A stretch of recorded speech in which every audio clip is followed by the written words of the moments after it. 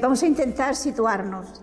Recordemos que Pedro y Juan fueron al templo y allí encontraron a un paralítico que ponían cada día para pedir limosna. Y este paralítico, evidentemente, como era natural, le pide limosna a Pedro y Juan cuando van a entrar. Y Pedro le dice: no tengo ni plata ni oro, pero lo que tengo te doy. Y dice: en nombre de Jesús Nazareno, levántate y anda.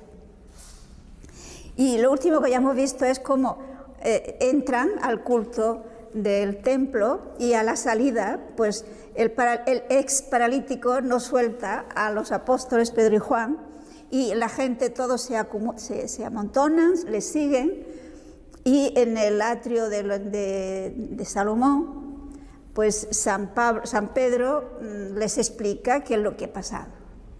Y nos quedamos en ese discurso, esa predicación de San Pedro a la salida en el atrio de Salomón, en el pórtico de Salomón, y donde recordemos que le ha dicho que no han sido ellos los que le han dado la salud a este hombre, sino que es en el nombre de Jesús, y les explica cómo ya estaba anunciado en el Antiguo Testamento que la realidad del Mesías, y le hace ver cómo ellos han matado a Jesús, que era el autor de la vida. Vamos entonces, además les hace ver cómo ya, repito, en el Antiguo Testamento se anunciaba. Y ahora nos va a citar algunos textos del Antiguo Testamento, versículos 22 al 24. Moisés efectivamente dijo: el Señor Dios os suscitará un profeta como yo de entre vuestros hermanos, escuchadle todo cuanto os diga. Todo el que no escuche a ese profeta sea exterminado del pueblo. Y todos los profetas que desde Samuel y sus sucesores han hablado, anunciaron también estos días. O sea que, fijaos que este es un sistema que lo encontraremos en los apóstoles, cuando están predicando a los judíos. Les hablan del hecho de la resurrección, de la muerte y resurrección de Jesucristo, y les prueba el contexto del Antiguo Testamento que eso ya estaba previsto, que eso ya Dios lo había anunciado. Y aquí en concreto cita a Moisés, y un texto muy interesante, porque se trata, quizás lo podíamos ver en el libro del Deuteronomio, es al comienzo de la Biblia. Deuteronomio, capítulo 18, versículos 15 al 19. Yahvé tu Dios suscitará de en medio de ti entre tus hermanos un profeta como yo, a quien escucharéis. Es exactamente lo que tú pediste a Yahvé tu Dios en el Horeb, el día de la asamblea, diciendo: para no morir no volveré a escuchar la voz de Yahvé mi Dios, ni miraré más a este gran fuego. Y Yahvé me dijo a mí: bien está lo que has dicho, yo les suscitaré de en medio de sus hermanos un profeta semejante a ti, pondré mis palabras en su boca, y él les dirá todo lo que yo le mande. Bueno, o sea, fijémonos que tenemos lo que Dios a través de Moisés dice al pueblo. Les promete Dios que les va a suscitar un profeta de la manera como le suscitó a Moisés. En realidad el texto no se refiere solo a Jesús, sino a, digámoslo así, ese sistema que Dios tendrá de hablar al pueblo a través de profetas. Y fijaos que lo hace porque dice que el pueblo pidió que no le hablara directamente Dios. Recordemos cuando Dios se manifiesta en el Sinaí, en medio de una tormenta, y el pueblo está asustado. Y le dirán a Moisés: háblanos tú. Porque ante la trascendencia de Dios, ante esa experiencia de la grandeza de Dios, pues el pueblo se asustó, temblaba, y entonces prefería que le hablase a través de Moisés. Entonces Dios dice que seguirá haciéndolo así, por decirlo de alguna forma, ¿no? Y entonces dice pues que Samuel y tantos otros, Dios fue hablando al pueblo a través de los profetas. Y les dice pues que escuchen a los profetas, porque rechazar a los profetas es rechazar a Dios. Pero aquí San Pedro, en el texto que estamos leyendo de los Hechos, fijémonos que se está refiriendo a Jesús, porque ese profeta por antonomasia es precisamente Jesús, porque es al mismo tiempo Dios, pero hecho hombre, que nos habla como hombre. Y la carta a los Hebreos nos lo dice muy bien. Podemos buscar en la carta a los Hebreos, en el capítulo 1, los versículos 1 y 2. Muchas veces y de muchos modos habló Dios en el pasado a nuestros padres por medio de los profetas. En estos últimos tiempos nos ha hablado por medio del Hijo, a quien instituyó heredero de todo, por quien también hizo los mundos. Vale, o sea, fijémonos que en la carta a los Hebreos nos dice que Dios habló muchas veces, de mucha manera, digamos, se refiere al Antiguo Testamento a través de los profetas. Y por lo tanto, el Antiguo Testamento fue algo que se fue haciendo progresivamente, es una revelación de Dios progresiva a través de los profetas. Pero dice, últimamente nos ha hablado a través del Hijo. Y esto es lo que dice aquí San Pedro en el texto que estamos comentando de los Hechos. Que se ha cumplido lo que Dios había anunciado, que les enviará ese profeta a través del cual Dios nos habla y que por lo tanto hay que escucharle. Y tengamos en cuenta que escucharle no es solamente percibirlo por los oídos, escucharle es obedecerle. Es obedecerle, es hacerle caso. Si lo percibimos por los oídos, pero no lo tenemos en cuenta, no lo hemos oído, no nos hemos enterado de lo que se nos ha dicho, ¿no? Por eso dice, todos los profetas desde Samuel y los siguientes anunciaron estos días. Por consiguiente, ¿cuál es la consecuencia que se saca? Hay que escuchar a Jesús, que es el mensaje que San Pedro nos quiere dar. Versículo 25, seguimos en Hechos, 25 al 26. Vosotros sois hijos de los profetas y de la alianza que Dios estableció con vuestros padres al decir a Abraham, en tu descendencia serán bendecidas todas las familias de la tierra. Para vosotros en primer lugar ha resucitado Dios a su siervo y le ha enviado para bendeciros, apartándoos a cada uno de vuestras iniquidades. Vale, o sea, fijamos cómo aterriza en lo práctico. Les ha anunciado Jesucristo, que es el Mesías prometido, que lo habían dicho los profetas, y tal como había dicho Dios a Moisés, que había que escuchar a esos profetas, pues ahora el profeta, digámoslo así, con mayúscula, es Jesús. Por lo tanto, hay que escucharle. Y les hace ver que ese mensaje va dirigido en primer lugar a los judíos.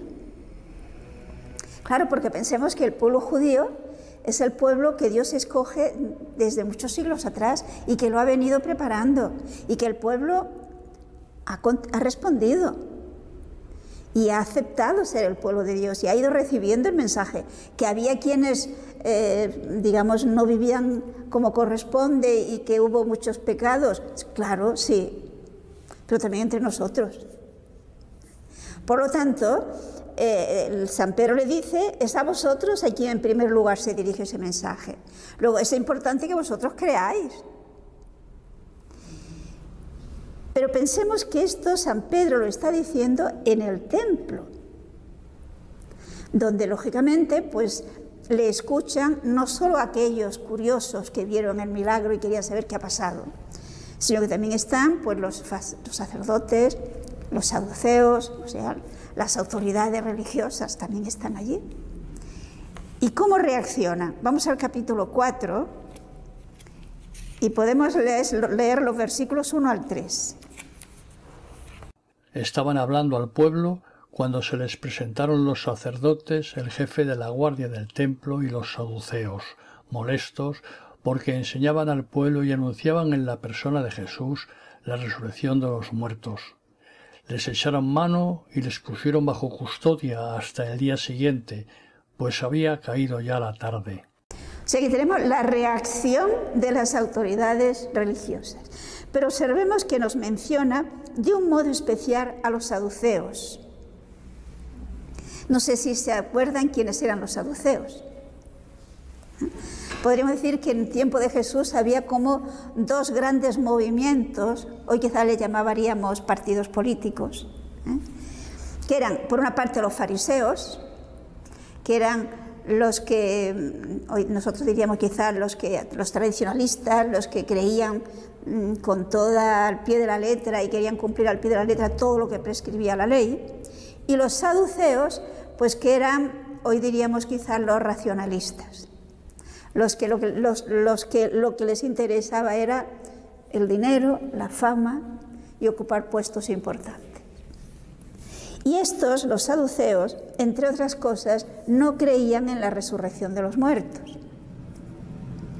Yo diría que hoy entre nosotros hay muchos saduceos que no creen en la resurrección de los muertos.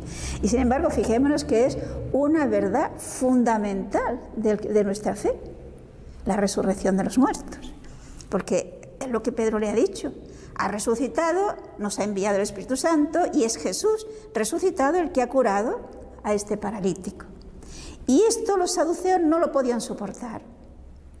Como ahora vienen a decir que Jesús ha resucitado entre los muertos, por lo tanto que ya ha comenzado a darse la resurrección de los muertos, y además lo prueban con milagros. No lo pueden soportar. Fijémonos que la realidad del más allá, como todas las verdades que Dios ha revelado, las fue revelando poco a poco. Y yo pienso que esto es importante que lo veamos. Dios, la realidad del más allá, ya en tiempos de Abraham, se habla y se sabía de que las personas no desaparecían. Y entonces se hablaba de que iban al lugar de los muertos, se unían con su pueblo. Pero la idea del más allá era algo difuso, confuso, no estaba claro. Le llamaban el Sheol. Y pensaban pues que allí estaban, diríamoslo así, los buenos y los malos, todos revueltos, el lugar de los muertos. Pero poco a poco se fue clarificando y Dios fue revelando que la suerte de las personas después de la muerte no es la misma para todos. Y entonces ya vemos cómo se habla de una suerte, digámoslo así, un más allá feliz y un más allá no feliz. Entonces se hablará del seno de Abraham. Pero en el siglo II antes de Jesucristo, lo vemos ya en el libro de los Macabeos y también en Daniel, ya se habla de la realidad de la resurrección de los muertos, de la resurrección de la carne, porque a veces se habla de resurrección de muertos y no se sabe bien qué se quiere decir. Pero en el credo decimos, creo en la resurrección de la carne. Es decir, fijémonos que eso entra dentro de la lógica, yo diría, de la lógica de Dios. Porque ¿podía Dios crear unos seres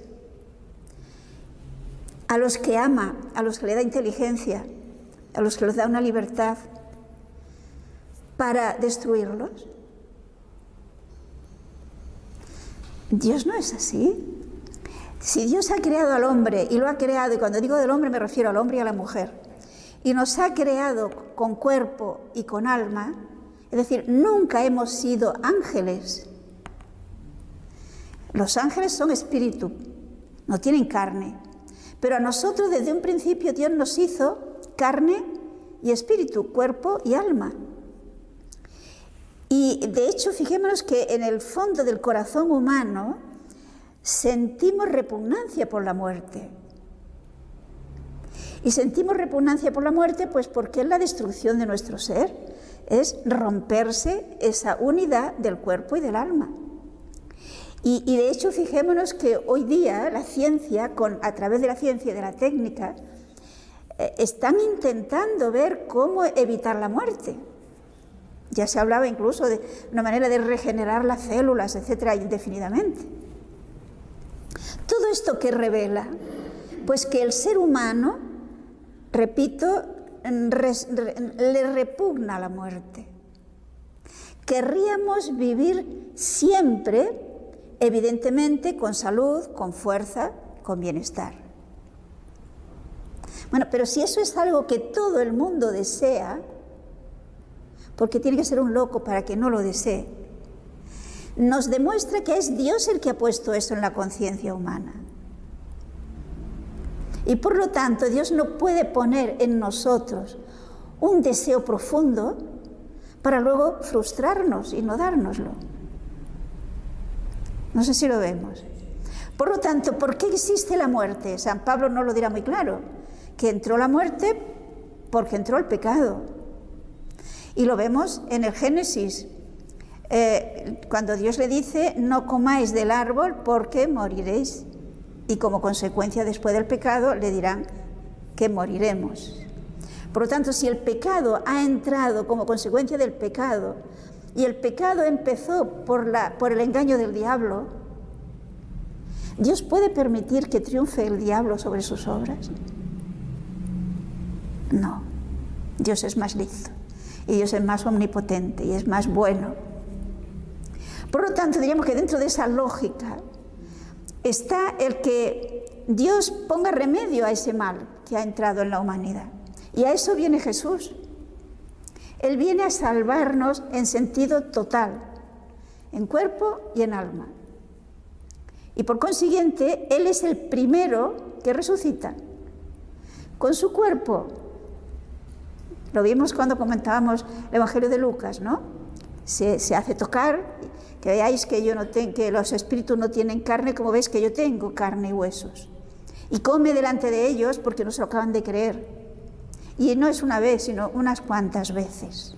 Es decir, Jesucristo tuvo mucho interés en que se dieran cuenta, lo vieran, que Jesús había resucitado. Y los apóstoles, por lo tanto, se presentan como testigos de la resurrección de Jesucristo. Porque si Cristo resucitó, nosotros resucitaremos. Porque Cristo tiene una naturaleza humana igual que la nuestra, menos en el pecado. Pero si eliminamos el pecado, en todo igual que nosotros. Por consiguiente, el cristiano cree en la resurrección de la carne, que llegará un momento en que todos resucitaremos. Los saduceos no creían. Lo veremos más adelante, que se nos hablará de una manera más explícita de esa falta de fe de los saduceos. Y por eso no soportan que estas personas, los apóstoles, personas sencillas, personas sin letras, como veremos más adelante, ahora se atrevan a enseñar, y además haciendo un milagro, que ya ha comenzado la resurrección de los muertos, que ya ha habido alguien que ha resucitado. ¿Y por esto qué hacen? Pues, como es tarde y no tienen tiempo de dilucidar la cosa, no quieren que se les vaya, pues sencillamente lo meten en la cárcel. Y como veremos, junto con Pedro y con Juan, meten en la cárcel también al ex paralítico que no se separa de ellos. Esto ya lo veremos en su momento. Pero fuera de la reacción de este grupito de incrédulos, la masa, ¿cómo reacciona? Fijémonos en el capítulo 4, el pueblo, ¿cómo reacciona? Sin embargo, muchos de los que oyeron la palabra creyeron, y el número de hombres llegó hasta unos 5.000. O sea, muchos de aquellos que escucharon este segundo discurso de San Pedro creen y se bautizan. Y dice que eran unos 5.000. Posiblemente esos 5.000 hay que sumar, serán los 3.000 que se bautizaron el día de Pentecostés, más los que creen ahora, ¿no? Entonces ya la iglesia va creciendo. Aquel núcleo pequeñito que empezó con 120, ahora ya son 5.000. En unos días. Aquel ejemplo que puso el Señor de que el reino de los cielos se parece a la semilla de mostaza, este granito de mostaza que siendo tan pequeño luego va creciendo, pues ya vemos, ya empieza a crecer este pequeña semillita del reino de Dios y está creciendo en Jerusalén, es donde tenemos la iglesia madre, ahí nace la iglesia. Versículos 5 y 6. Al día siguiente se reunieron en Jerusalén sus jefes, ancianos y escribas, el sumo sacerdote Anás, Caifás, Jonatán, Alejandro y cuantos eran de la estirpe de sumos sacerdotes. Fijémonos que aquí nos encontramos con que los que persiguieron a Jesús ahora persiguen a los cristianos. Son los mismos enemigos. Pero yo no sé si se acuerdan que el mismo Jesús ya lo dijo. Si me persiguieron a mí, también me perseguirán a vosotros. Pero como hicieron caso de mí, también harán caso de vosotros. Es decir, las persecuciones, las dificultades, el encuentro con incrédulos es normal. Es lo que de hecho se habla ya en el Antiguo Testamento de la lucha de la luz, de las tinieblas contra la luz. Esa lucha de la luz y las tinieblas no se puede evitar. ¿Por qué? Pues porque ante Jesús y ante Dios no cabe una indiferencia, no cabe una neutralidad. O estamos con Él o nos molesta y por lo tanto estamos en contra. Porque es muy curioso, podemos fijarnos que hoy día puede haber una actitud de tolerancia ante muchas ideologías, pero ante el cristianismo no. Ante Cristo no hay indiferencia. Pero es normal, es normal. Y en el fondo recordemos que Jesús dijo que ha venido a traer fuego a la tierra y deseaba que ardiera.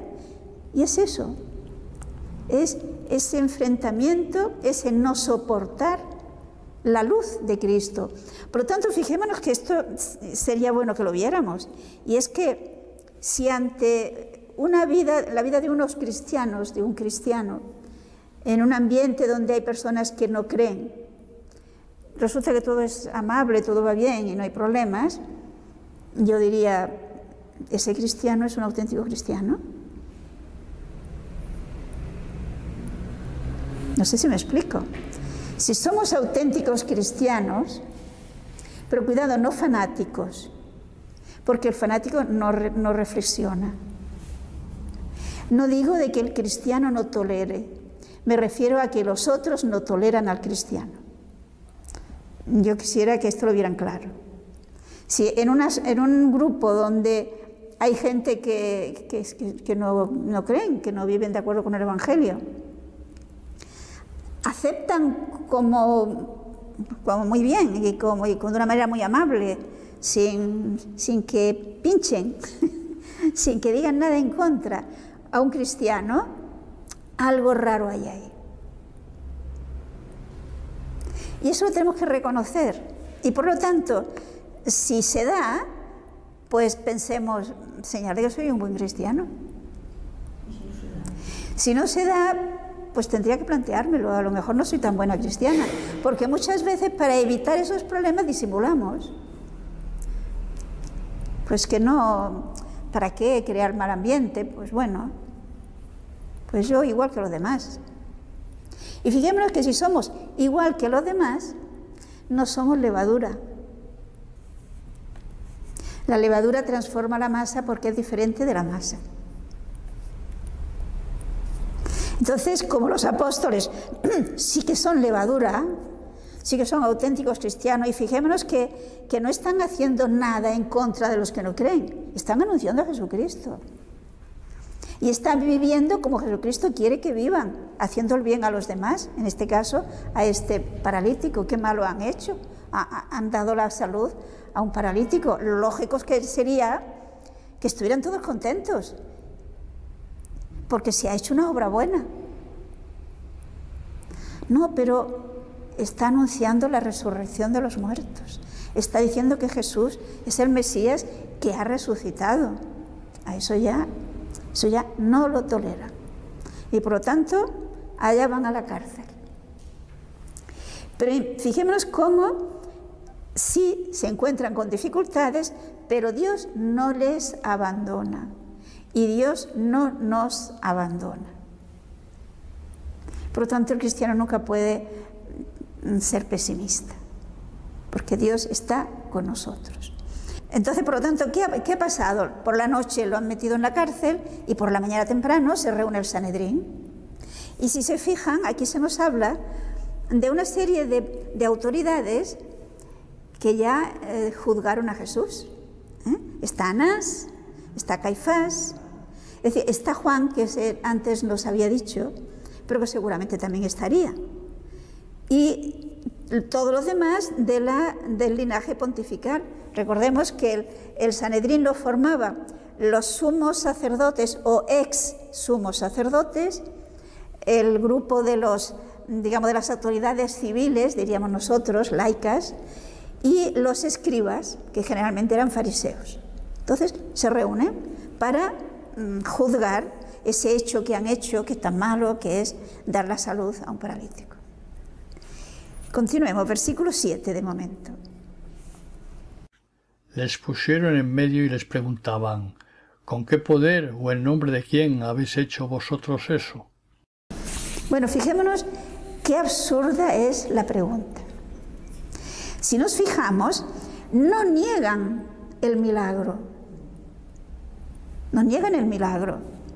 Lo que le preguntan es ¿con qué autoridad lo habéis hecho? ¿En nombre de quién lo habéis hecho?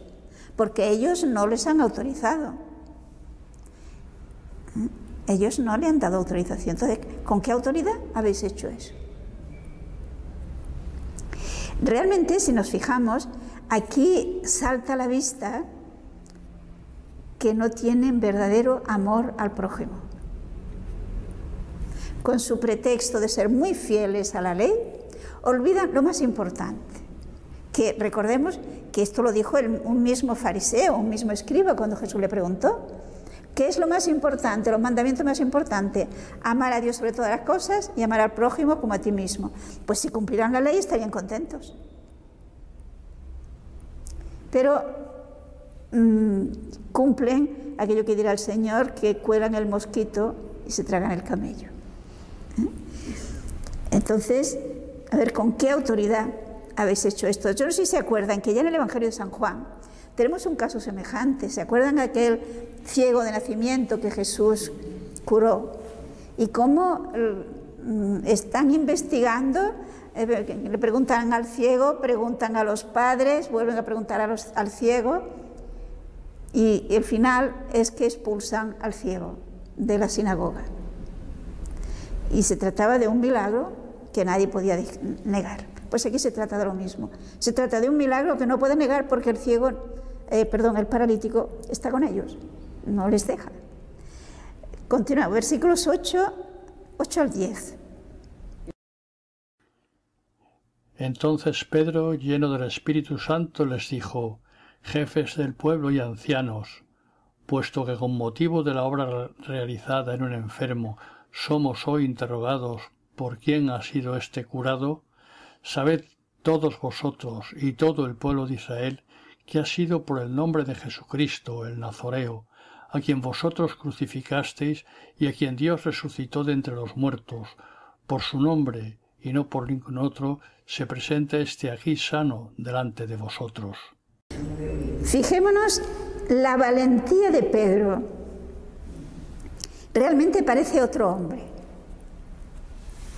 Este Pedro que lo vemos en el Evangelio, que es un hombre muy generoso, un hombre que realmente ama a Jesucristo, pero que es miedoso. Y cuando se encuentra en una situación difícil, se acobarda.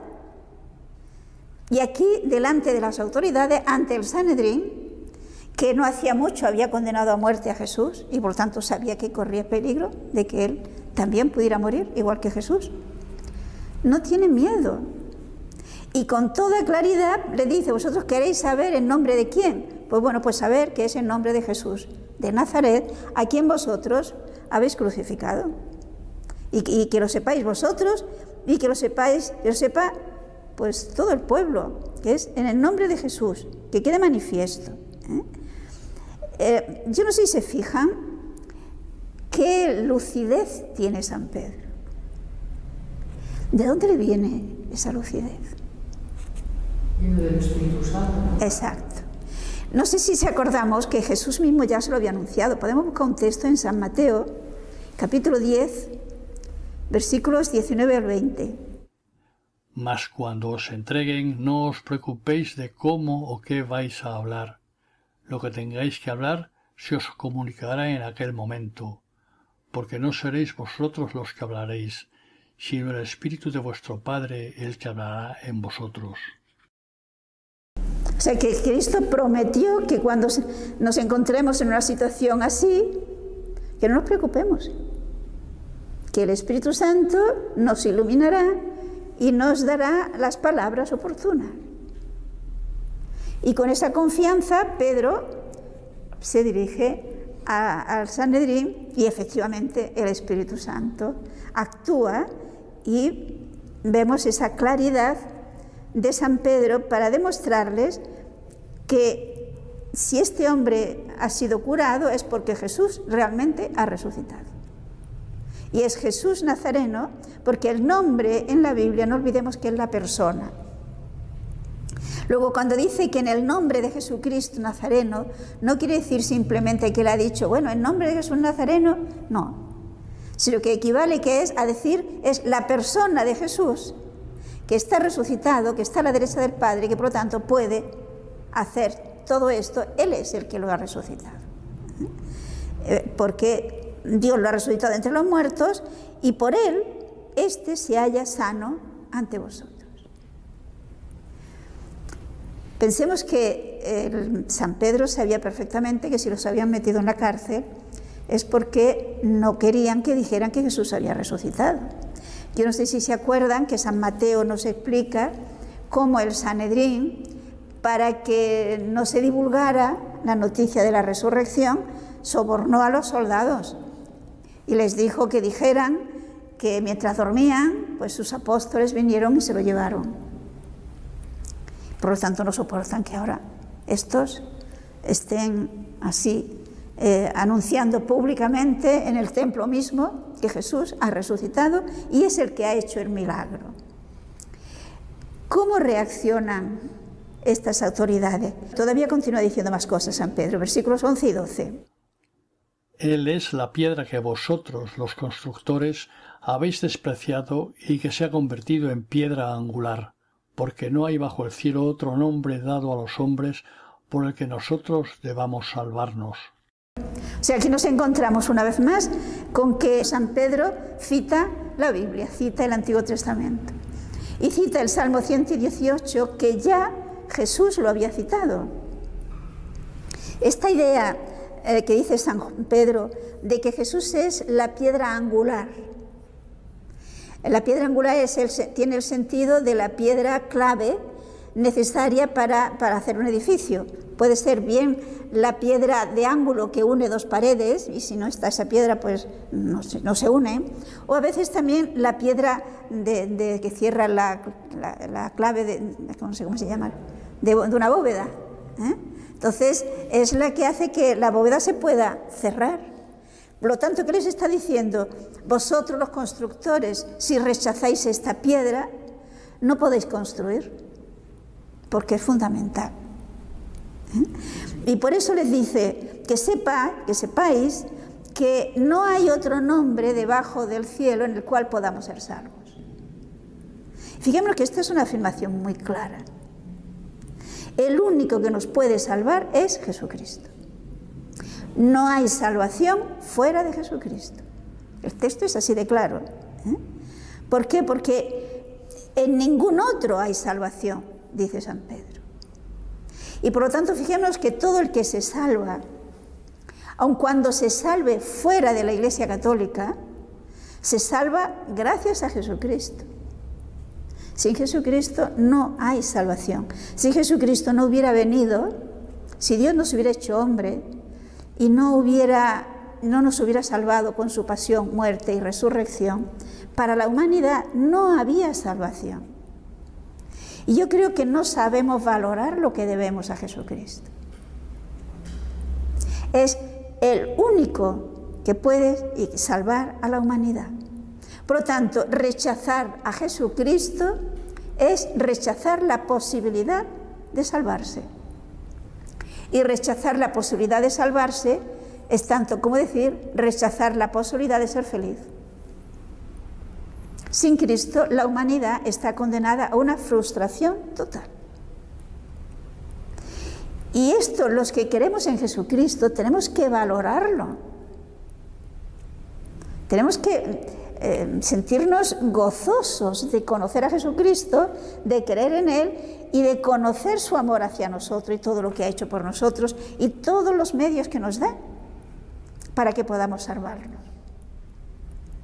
Ponernos ante Jesucristo en una actitud de crítica o en una actitud de menosprecio o en una actitud de indiferencia, en el fondo es ser necios, porque es rechazar esa mano tendida que Dios tiene para salvarnos. Porque Dios nos ama, Dios no quiere que nos condenemos, Dios no quiere que seamos unos desgraciados. Y por eso ha venido, y por eso se ha hecho hombre, y por eso ha muerto por nosotros. Y San Pedro con toda claridad lo dice, que sepáis que no hay salvación fuera de Él. Y ellos, fijémonos bien, que si ese grupito que estaban escuchando a Jesús en ese momento, perdón, a San Pedro en ese momento, hubieran aceptado y hubieran creído, ¿cuántos problemas se habrían evitado? Porque todo el pueblo habría creído. Todo el pueblo de Israel, si las autoridades hubieran aceptado a Jesús, todos habrían creído. Sería muy extraño que alguno por ahí quizás quedara. Pero son ellos, los constructores, los que rechazan la piedra angular, con lo cual llevan a todo el pueblo pues, a un sufrimiento impresionante. Y en este sentido nosotros no tenemos tanta responsabilidad, pero sí que tenemos responsabilidad, porque no somos seres aislados. No olvidemos que pertenecemos al cuerpo místico y que estamos relacionados con mucha gente. Y de unos que vemos y otros que no sabemos dependen mucho también de nosotros. Reacción del Sanedrín, versículos 13 y 14. Viendo la valentía de Pedro y Juan, y sabiendo que eran hombres sin instrucción ni cultura, estaban maravillados. Reconocían por una parte que habían estado con Jesús, y al mismo tiempo también veían de pie junto a ellos al hombre que había sido curado, de modo que no podían replicar. O sea, fíjense, ellos se dan cuenta de dos cosas. Una, que esos hombres son personas sencillas, sin letra, sin estudio, y con qué seguridad y con qué franqueza están diciendo las cosas ante las autoridades, instruidos y doctores. Y esto evidentemente no es normal. Y por otra parte, ahí tienen al paralítico, que ahora ya no está paralítico, y que está junto con ellos y que por lo tanto es un hombre conocido, no pueden negar que aquí ha habido un milagro. Parece que lo lógico sería que dijera, bueno, pues creemos. Pero cuando hay un prejuicio, qué difícil es pasar por encima de ese prejuicio. Por esto conviene quitar prejuicios y estar abierto a lo que el Espíritu Santo nos quiera dar. Entonces, ¿qué hacen para salir de esta situación embarazosa? Leamos versículos 15 al 17. Les mandaron salir fuera del Sanedrín y deliberaban entre ellos. Decían, ¿qué haremos con estos hombres? Es evidente para todos los habitantes de Jerusalén que ellos han realizado una señal manifiesta, no podemos negarlo. Pero a fin de que esto no se divulgue más entre el pueblo, amenacémosles para que no hablen ya más a nadie en este nombre. Fijémonos cuánto odio a Jesús hay en estas personas. Ni siquiera se atreven a pronunciar su nombre. O sea, se encuentran en esa situación embarazosa, piden a Pedro y a Juan y al paralítico que se vayan y quieren hablar entre ellos, a ver qué hacemos. Y fijémonos que el razonamiento que hacen realmente es que es ilógico. O sea, ese milagro no lo podemos negar, el pueblo lo sabe, lo ha visto. No lo podemos negar. Son muchos los testigos de ello. Pero si los dejamos hablar, pues van a ir divulgando eso que nosotros no queremos. Entonces, ¿qué hacemos? Porque si no hubiera estado en medio ese paralítico, hubieran podido de alguna manera negarlo o ocultarlo.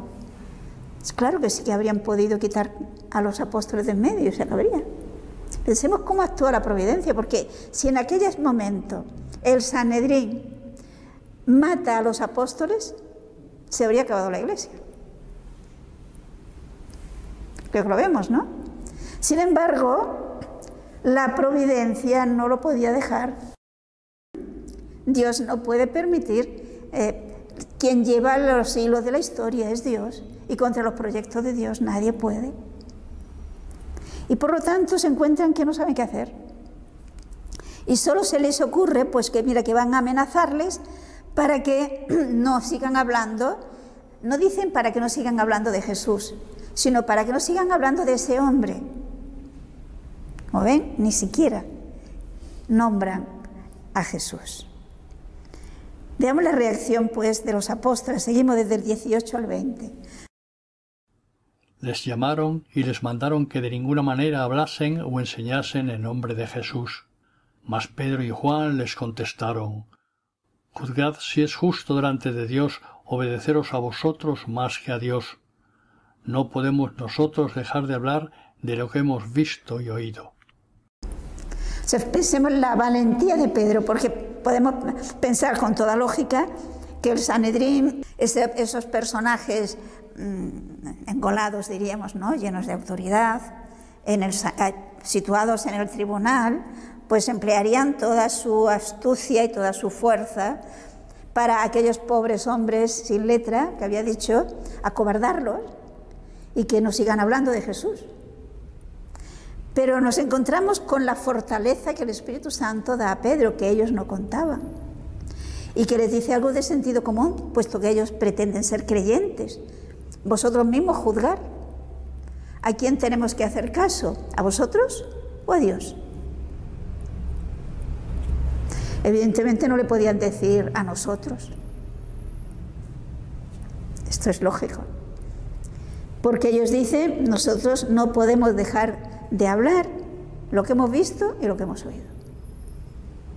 Pensemos cómo, por lo tanto, nuestra fe cristiana es apostólica, se apoya en ese testimonio de los apóstoles, pero en el testimonio fundamental, que es que Cristo está vivo, que Cristo vive, que Cristo ha resucitado. Y vive, como decía el Papa Benedicto, no de una manera mística, sino de una manera real, con su cuerpo, glorificado y por lo tanto ahora no visible, porque Él no quiere hacerse visible. Llegará el momento en que se hará visible.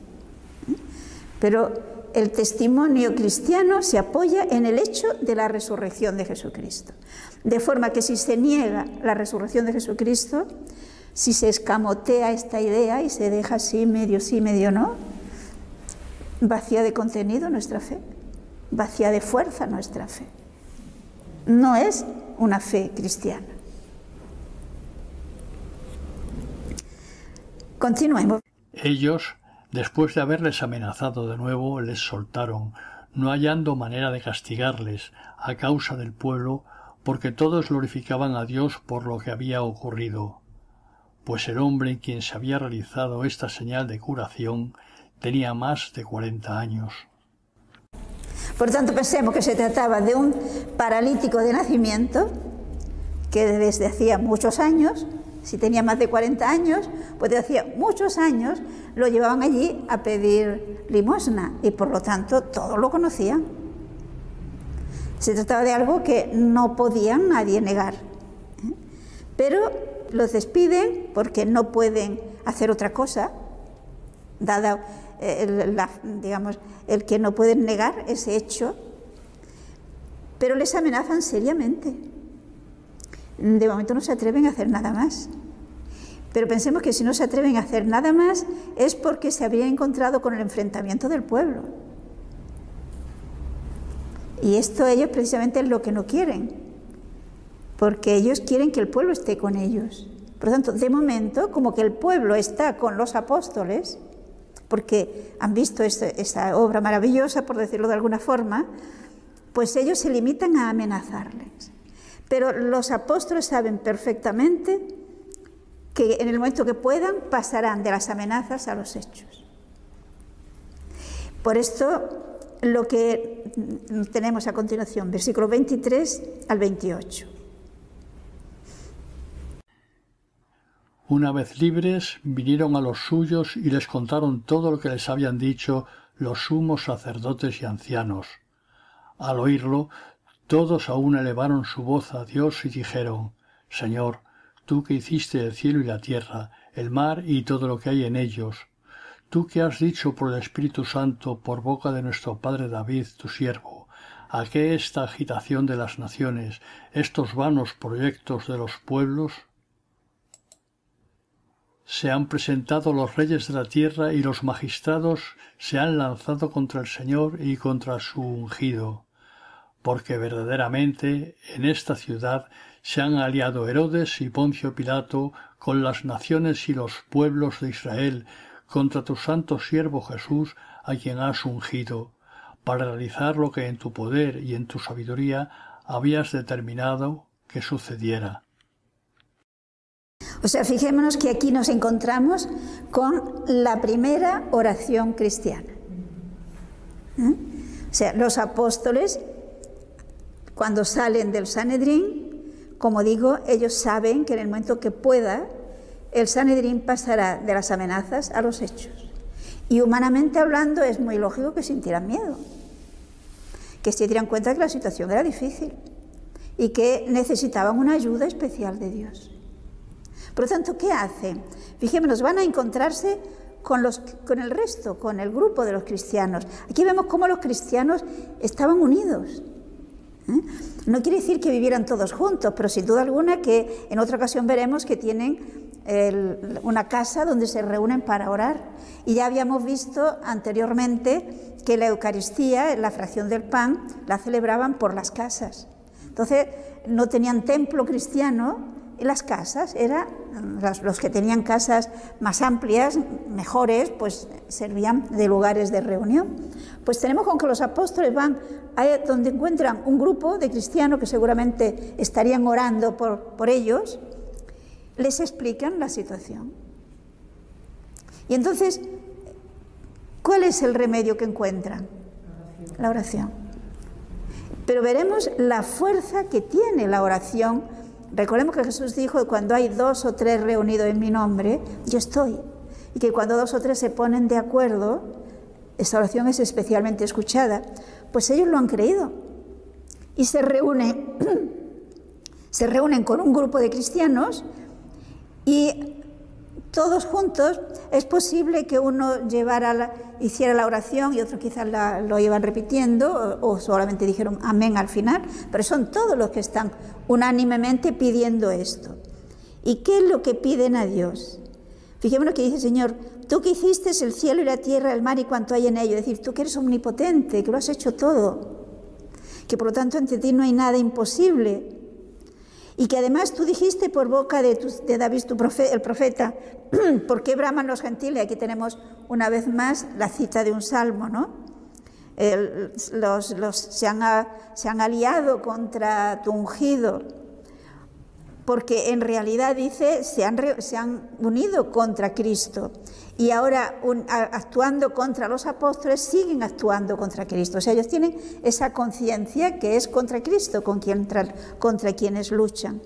Porque Herodes y Poncio Pilato, etcétera, y los gentiles se han puesto de acuerdo para ir en contra de ellos, ¿no? Pero tú ya lo sabías y de antemano lo anunciaste. Y ahora terminemos la oración, versículo 29 al 30. Y ahora, Señor, ten en cuenta sus amenazas y concede a tus siervos que puedan predicar tu palabra con toda valentía, extendiendo tu mano para realizar curaciones, señales y prodigios por el nombre de tu santo siervo Jesús. Por lo tanto, ¿qué es lo que pide? Una vez que le presentan la situación. La situación es esta: se han aliado las autoridades contra Cristo. Tú has visto sus amenazas. Por lo tanto, ¿qué le piden? Que extendiendo, dice, ahora Señor, mira sus amenazas y da a tus siervos toda libertad de palabra. Es decir, que esto no nos encoja, que esto no nos acobarde, que estas amenazas no frenen nuestro testimonio ante el pueblo, sino todo lo contrario, extiende tu mano para que podamos seguir realizando milagros. O sea, lo que le piden, si se fijan, son básicamente dos cosas: que le dé valentía y que Dios siga haciendo milagros a través de ellos, para que de esta manera el pueblo pueda creer. Porque fijémonos que son los milagros de los primeros apóstoles, junto con la valentía y la claridad de su testimonio, lo que hace que la gente crea. Diríamos que los milagros son para los que no creen, porque los que creemos ya no necesitamos milagros, ya creemos. Y esta oración fue escuchada. Fijemos que en el versículo 31 se nos dice que cuando terminan la oración tiembla el lugar donde están reunidos y se sienten llenos del Espíritu Santo. Es decir, es muy bueno que veamos cómo en la iglesia primitiva eran conscientes de esa presencia activa del Espíritu Santo y contaban con ella y por lo tanto pedían. Y fijémonos que no se trataba de un sentimiento o de una veleidad, no. Lo que ellos pedían que era valentía para dar testimonio, claridad de ideas para poderlo exponer y que Dios actuara a través de ellos. Y Dios responde. Recordemos que Jesucristo dijo que si tuviéramos fe como un grano de mostaza, le diríamos a un árbol que se arranque y se plante en el mar y nos obedecería. Y ellos lo creen. Y efectivamente, cuando salieron, debían salir con el corazón encogido, y ante esta presencia, esta acción del Espíritu Santo, hablan la palabra de Dios con toda libertad, con toda valentía. Luego, yo creo que aquí podemos sacar una conclusión muy clara: la seguridad de que el Espíritu Santo también está entre nosotros, que Cristo actúa entre nosotros, que Cristo sigue siendo el Salvador hoy, y que si contamos con el Espíritu Santo, si contamos con la presencia de Dios, no tenemos que tener miedo a hablar de Jesucristo. No tenemos que tener miedo a dar un testimonio claro de Jesucristo. Pues creo que esto nos tiene que servir para animarnos, ¿no?